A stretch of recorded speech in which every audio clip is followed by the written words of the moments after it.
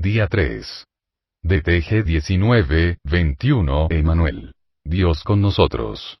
19 Capítulo 2 El pueblo elegido. Durante más de 1000 años, los judíos habían esperado la venida del Salvador. En este acontecimiento habían cifrado sus más gloriosas esperanzas. En cantos y profecías, en los ritos del templo y en las oraciones familiares, habían engastado su nombre. Y sin embargo, cuando vino, no le conocieron. El amado del cielo fue para ellos como raíz de tierra seca, sin parecer en él ni hermosura. Y no vieron en él belleza que lo hiciera deseable a sus ojos. A lo suyo vino, y los suyos no le recibieron. Sin embargo, Dios había elegido a Israel. Lo había llamado para conservar entre los hombres el conocimiento de su ley, así como los símbolos y las profecías que señalaban al Salvador. Deseaba que fuese como fuente de salvación para el mundo. Como Abraham en la tierra donde peregrinó, José en Egipto y Daniel en la corte de Babilonia, había de ser el pueblo hebreo entre las naciones. Debía revelar a Dios ante los hombres. En el llamamiento dirigido a Abraham, el Señor había dicho: bendecirte he, y serás bendición, y serán benditas en ti todas las familias de la tierra. La misma enseñanza fue repetida por los profetas. Aun después que Israel había sido asolado por la guerra y el cautiverio, recibió esta promesa: y será el residuo de Jacob en medio de muchos pueblos, como el rocío de Jehová, como las lluvias sobre la hierba, las cuales no esperan varón, ni aguardan a hijos de hombres. Acerca del templo de Jerusalén, el Señor declaró por medio de Isaías: mi casa de oración será llamada de todos los pueblos. Pero los israelitas cifraron sus esperanzas en la grandeza mundanal. Desde el tiempo en que entraron en la tierra de Canaán, se apartaron de los mandamientos de Dios y siguieron los caminos de los paganos. En vano Dios les mandaba advertencias por sus profetas. En vano sufrieron el castigo de la opresión pagana. A cada reforma seguía una apostasía mayor. Si los hijos de Israel hubieran sido fieles a Dios, Él podría haber logrado su propósito honrándolos y exaltándolos. Si hubiesen andado en los caminos de la obediencia, Él los habría ensalzado sobre todas las naciones que ha hecho, para alabanza y para renombre y para gloria. Verán todos los pueblos de la tierra, dijo Moisés, que tú eres llamado del nombre de Jehová, y te temerán. Las gentes oirán hablar de todos estos estatutos, y dirán: ciertamente pueblo sabio y entendido es esta gran nación.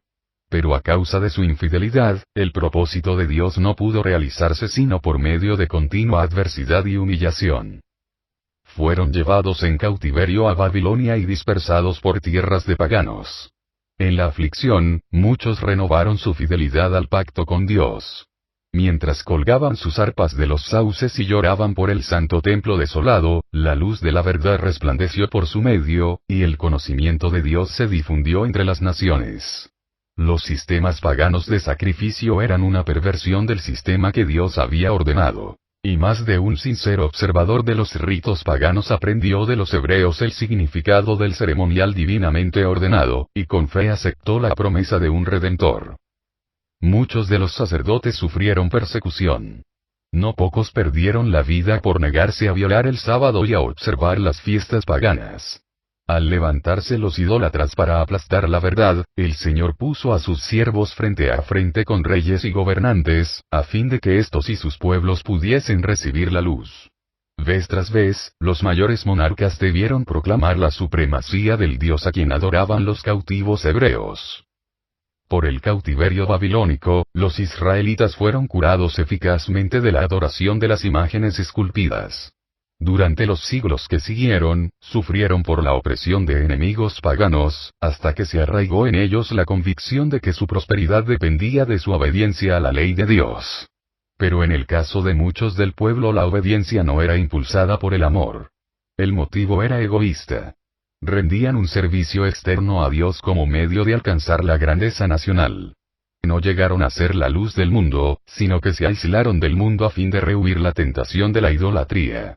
En las instrucciones dadas por medio de Moisés, Dios había impuesto restricciones a su asociación con los idólatras. Pero esta enseñanza había sido falsamente interpretada. Estaba destinada a impedir que ellos se conformasen a las prácticas de los paganos. Pero la usaron para edificar un muro de separación entre Israel y todas las demás naciones. Los judíos consideraban a Jerusalén como su cielo, y sentían verdaderamente celos de que el Señor manifestase misericordia a los gentiles. Después de regresar de Babilonia, dedicaron mucha atención a la instrucción religiosa.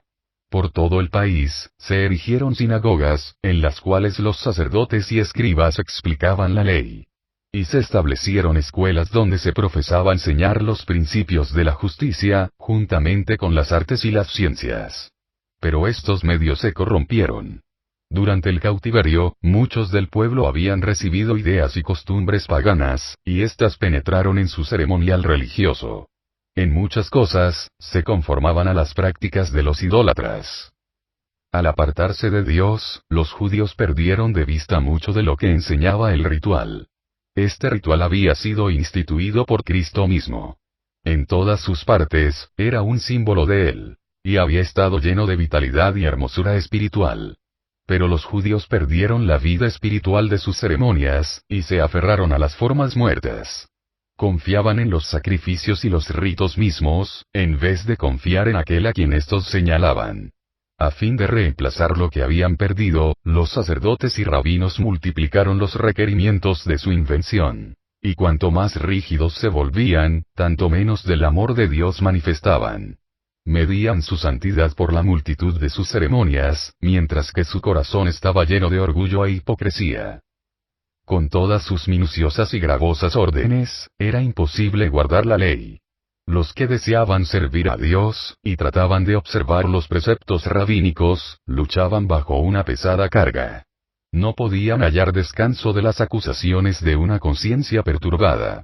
Así Satanás obraba para desalentar al pueblo, para rebajar su concepto del carácter de Dios y para hacer despreciar la fe de Israel.